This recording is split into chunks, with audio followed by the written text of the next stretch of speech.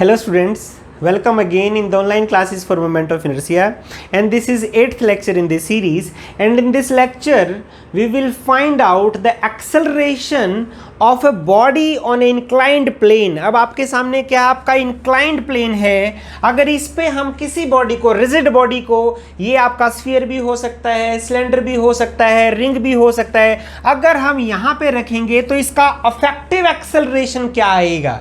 जैसे हमने एक एक्सेलरेशन निकालने की लास्ट लेक्चर में भी प्रॉब्लम की थी बच्चों, तो उसी कॉमन सेंस का हम यूज करके यहाँ पे निकालेंगे acceleration for any rigid body rolling down on inclined plane. अब ये इंक्लाइंड प्लेन आपका एंगल इज थीटा, और यहाँ पे हमें कंडीशन को मान के चलेंगे बच्चों, नो स्लिपिंग। यानी यहाँ पे जो आपका रिजिड बॉडी है, ये देखो ये रिजिड बॉडी है जो हम बार बार ले रहे हैं। अगर ये रिजिड बॉडी को देखो, अगर हम मैं यहाँ पे छोड़ दूं बच्चों, तो मुझे बताओ होगा क्या यहाँ पे, अगर आपका स्लिपरी सरफेस है तो ये क्या होगी, फिसल के बॉल चली जाएगी बच्चों।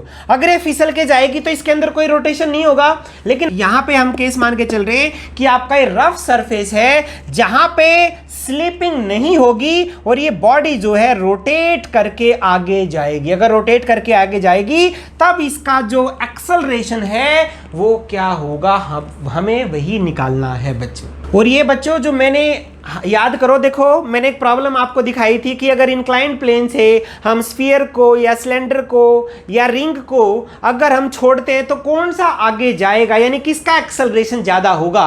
तो वो मैथमेटिकल, अब उसकी जो एक्सप्लेनेशन है वो यहीं से आएगी बच्चों, क्योंकि देखो ना एक्सप्लेनेशन तो वही होती है जो मैथमेटिकल है, और सच तो वही आएगा। तो जो एक्सपेरिमेंट किया था उसको हम एक्सप्लेन करेंगे यहीं से। तो मान लो आपकी कोई भी रिजिड बॉडी है बच्चों जिसका मास m है, suppose m is the mass and r be the radius, ठीक है। अब मास अगर m है तो मुझे बताओ अगर किसी भी पोजीशन पे बॉडी रखी हुई है, सो mg इज एक्टिंग डाउनवर्ड्स। अब मुझे बताओ इसका जो वेट है, वेट क्या होता है mg, वो इस पॉइंट पे कहां लगेगा, डाउनवर्ड लगेगा ना। Now this mg may be resolved into two component, one along this direction and another along this direction. अब ये देखो ना बच्चों, मान लो ये देखो कोई भी डायरेक्शन है, ये मैंने आपके लिए ली x axis, suppose it is the x axis, ये आपका एक्स एक्सिस है और ये आपका वाई एक्सिस है, हम कोई भी मान सकते हैं। तो ये देखो एक्स एक्सिस वाई एक्सिस। अब एक चीज देखो यहाँ पे, this m g is resolved along one along this minus y axis and one along x axis, और ये क्या आएगा, अगर ये एंगल थीटा है तो मुझे बताओ ये एंगल भी थीटा होगा बच्चों, ठीक है। Now this m g is resolved, one component is mg cosine theta along this direction and one component mg sin theta is acting along this direction, और ये कहां पे लग रहे हैं, suppose O be the center of this rigid body। और मुझे एक बात बताओ यहाँ पे, अब अगर देखो, अब जब ये बॉडी चलेगी, देखो ना ये जो mg sin theta इसको आगे लेके जाएगा, तो एक फोर्स है जो पीछे भी, देखो ना एक फोर्स है जो इसको पीछे धकेलेगी बच्चों। पीछे कौन सी फोर्स धकेलेगी आपको, frictional force, that is a frictional force F।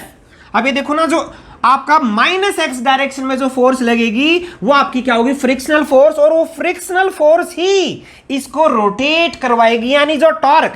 एक चीज देखो ना, अगर ये फ्रिक्शन नहीं होता तो इसमें रोटेशन होता ही ना बच्चों, तो फ्रिक्शनल फोर्स की वजह से ही इसके अंदर आपका टॉर्क आएगा, जिसकी वजह से रोटेशनल इफेक्ट आएगा बच्चों। तो अब इसी के लिए अब एक चीज देखो यहाँ पे, अब हमें निकालना है, suppose the net acceleration of the centre of mass is ACM। मान लो आपका जो नेट एक्सेलरेशन है सेंटर ऑफ मास का वो आपका ACM है, ठीक है। तो अब मुझे बताओ इस बॉडी पे जो नेट फोर्स है, यानी नेट फोर्स O पॉइंट पे क्या लगा हुआ, नहीं सेंटर ऑफ मास पे आपका नेट फोर्स मुझे बताओ। देखो mg sin थीटा आगे लगा हुआ है बच्चों, F ऊपर लगा हुआ है, लेकिन अल्टीमेटली बॉडी आगे जा रही है, तो इसका मतलब आगे वाला ही बड़ा है। Means mg sin theta minus F is equal to net force, और ये जो नेट फोर्स है उसी की वजह से इसके अंदर क्या आया, आपका एक्सेलरेशन आया ना। सो नेट फोर्स में भी रिटन एज MA, तो ये आपका क्या हो गया, MACM। क्या ये क्लियर है, देखो this is the net force at centre of mass, वो क्या है, mg sin theta minus F, जिसकी वजह से आपका क्या है, is equal to the net acceleration क्या आपका ACM। तो हम इस इक्वेशन को ऐसे लिख सकते हैं बच्चों। अब यहाँ पे देखो F आपका क्या है, F तो फ्रिक्शनल फोर्स है, अब वो हमें कैसे पता चलेगा, उसके लिए आप एक चीज देखो, इस फोर्स की वजह से टॉर्क आएगा, उस टॉर्क की वजह से आपका क्या आएगा, एक एंगुलर वेलोसिटी आएगी, और मुझे बताओ एंगुलर वेलोसिटी किस डायरेक्शन में होगी, इस डायरेक्शन में आपकी होगी ओमेगा। ठीक है। ओमेगा अगर इस एंगुलर वेलोसिटी है, देखो यहाँ पे मैं लिख सकता हूँ टाउ, टॉर्क का रिलेशन लिखो आप टाउ, टाउ क्या होता है आर क्रॉस एफ। तो यहाँ पे देखो रेडियस ये है, एफ ये है, एंगल 90 डिग्री है, तो यहाँ पे क्या होगा सीधा R F. So tau is equal to R F. और टाउ को आप क्या लिख सकते हो, टाउ में भी written as tau is equal to, देखो F is equal to M में होता है लीनियर में, तो रोटेशन में क्या हो जाएगा आपका tau is equal to I alpha, where alpha is the angular acceleration. तो मैं इसको ऐसे लिख सकता हूं आर क्रॉस एफ में भी, आर एफ में भी रिटन एज, टाउ में भी रिटन एज आई एल्फा, ठीक है। तो एफ आपका क्या होगा, F is equal to I alpha by r. Okay बच्चों, अब मुझे बताइए एल्फा क्या है। देखो एल्फा और एसीएम एक रिलेशन है, आपको पता है कि अगर स्लिपरी सरफेस नहीं है, देखो ना स्लिपरी नहीं है, तो then we can write down the v is equal to r omega. कोई भी आपका जो वेलोसिटी है ना, वेलोसिटी किसी भी पॉइंट पे ओमेगा और v में रिलेशन जो होगा v is equal to r omega. ऐसे ही अगर हम एक बार डेरिवेटिव करते हैं तो क्या हो जाएगा आपका, यहाँ पे हो जाएगा v means acceleration of centre of mass is equal to r alpha. तो यहाँ पे अल्फा आपका क्या आ गया, एसीएम बाई आर। तो यहाँ पे लिखो भाई आई एसीएम बाय आर, तो ये क्या हो गया आर स्क्वायर।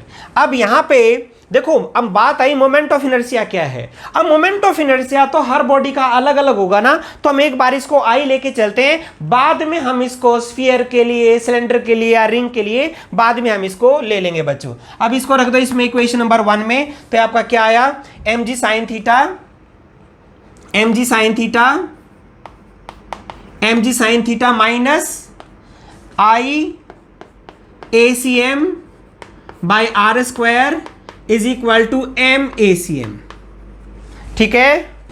अब इससे आगे हम क्या लिख सकते हैं, देखो m g sine theta, m g sine theta is equal to, इसको इस तरफ लेके जाओ और ACM कॉमन ले लो बच्चों, ACM इनटू ये क्या हो गया आपका m plus I by r square.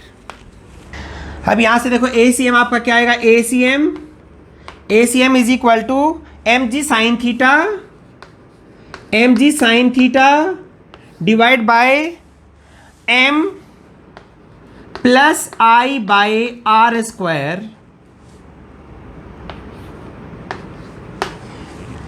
तो ये देखो ये जनरलाइज आपका रिलेशन आ गया बच्चों। For any rigid body whose moment of inertia is I and radius, देखो ये रेडियस क्या, क्योंकि यहाँ रोटेशन तो होगा ही ना बच्चों, दिस इज द रेडियस। तो ये जो आर है आपकी, तो उसके लिए मास दिया हुआ है, अगर इंक्लाइंड प्लेन का एंगल थीटा है तो उस केस में जो एक्सेलरेशन है, जो ACM है रोलिंग बॉडी का, वो आपका क्या होगा m g sine theta by m plus I r square. अब हम इसको करते हैं बच्चों जनरलाइज, जनरलाइज हम करते हैं, मान लो अब हम लेते हैं फॉर स्फीयर, जैसे हम ये ले लेते हैं होलो स्फीयर लेते हैं, हम रिंग लेते हैं, सिलेंडर लेते हैं, सॉलिड स्फीयर लेते हैं, तो सबके लिए क्या क्या होगा, देखो फॉर होलो स्फीयर। अब होलो स्फीयर के लिए लिखो for hollow sphere, hollow sphere के आपको पता आई इज इक्वल टू क्या होता है 2/3 एम आर स्क्वायर। तो यहाँ पे वैल्यू को पुट करो for hollow sphere ACM is equal to m g sine theta divide by m plus, अब 2/3 m r square by r square, r square से आर स्क्वायर कैंसिल, m सब cancel हो गए बच्चों। तो ये आपका क्या आया 1 + 2/3 जी साइन थीटा बाय 1 + 2/3 क्या होता है 5/3, 5/3 तो क्या आ गया 3/5 जी साइन थीटा, ठीक है। ये किसके लिए आया आपका होलो स्फीयर के लिए। अगर आप सॉलिड के लिए निकालोगे तो सॉलिड के लिए क्या आएगा फॉर सॉलिड स्फीयर,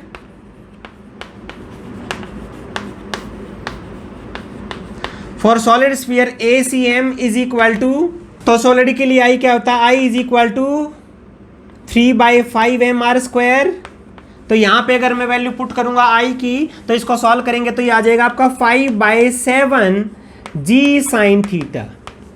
अब यहाँ पे ये जो वैल्यू है ये मुझे लगता है 0.6 है और ये आपकी वैल्यू है 0.7 है, ठीक है। अगर यानी 0.7 है तो ये वैल्यू बड़ी है बच्चों, ACM की वैल्यू बड़ी है सॉलिड स्फीयर के लिए, ACM होलो स्फीयर के लिए कम है, यानी जो सॉलिड स्फीयर है वो जल्दी जाएगा होलोस्फीयर के कंपैरिजन में। हाँ, जितने भी होलोस्फीयर हैं, देखो ना यहाँ पे कोई मास नहीं आया, चाहे वो होलोस्फीयर हैवी है या वो लाइट है, वो दोनों सेम टाइम पे जाएंगे बच्चों, तो उसमें कोई फर्क नहीं है। अब एक चीज देखो, ये जो रिलेशन आपका है ना इक्वेशन नंबर 1, इस रिलेशन को हम रेडिएशन ऑफ गायरेशन के टर्म्स में भी कर सकते हैं। जैसे आपको पता है रेडिएशन ऑफ गायरेशन क्या होता है, for any particular body the moment of inertia may be written as mk², where m is the mass of the body and k is the radius, proposed radius of the ring। ये आपने किया था ना, वहां पे क्या है k, मतलब उस जो रेडियस ऑफ गायरेशन में आपने जो किया था बच्चों की, कोई भी जो बॉडी है उसको अगर हम रिंग बना दें तो जो रिंग की जो अफेक्टिव रेडियस होगी ना वो आपकी क्या होगी, k होगी बच्चों वो, ठीक है। तो उस अफेक्टिव रेडियस को नाम हमने दिया रेडियस ऑफ गायरेशन। तो अगर हम यहाँ पे रख दें mk², तो यहां पे आपकी जो ACM और ACM क्या हो जाएगा, ACM is equal to mg sin theta divide by m plus i आपका क्या होता है mk² डिवाइड बाय r²। तो ये m कैंसिल हो गए सब, तो आपका क्या आया g sin theta by 1 plus k² by r²। अब आपको पता है रेडियस ऑफ गायरेशन तो सबके लिए अलग अलग है। जैसे मुझे बताओ रेडियस ऑफ गायरेशन रिंग के लिए आपका क्या होगा, रिंग के लिए आपका हो जाएगा बच्चों 2/3r², नहीं और सॉरी रेडियस ऑफ गायरेशन होलोस्फीयर के लिए आपका क्या होगा 2/3r², सॉलिड के लिए क्या होगा आपका 3/5r²। तो अब हम सब की वैल्यू अगर यहां रखेंगे तो आंसर तो बच्चों सेम ही आएगा ना। बस ये तो लिखने के अलग अलग तरीके हैं, किसी बुक में आपके अलग दिया हुआ है, किसी बुक में अलग दिया हुआ है। इवन मैंने जो कैलकुलेशन किया है, देखो मैंने बड़ी छोटी सी कैलकुलेशन किया है, आपकी बुक्स में वो कई बुक्स में कंजर्वेशन ऑफ एनर्जी की हेल्प से भी दिया हुआ है। यहाँ पे आप देखो ना, यहाँ पे कंजर्वेशन ऑफ एनर्जी की kinetic energy of rotation, kinetic energy of translational, जैसे हमने न्यूमेरिकल प्रॉब्लम में किया था वैसे भी हम लगा सकते हैं, उससे भी आपका अफेक्टिव एक्सेलरेशन आ जाएगा बच्चों, ठीक है बच्चों। लेकिन हमने एक सिंपल मेथड किया है ताकि आप इसको इजीली समझ पाओ, आप अपना कोई भी मेथड कर सकते हो बच्चों। ओके बच्चों, बाय बच्चों।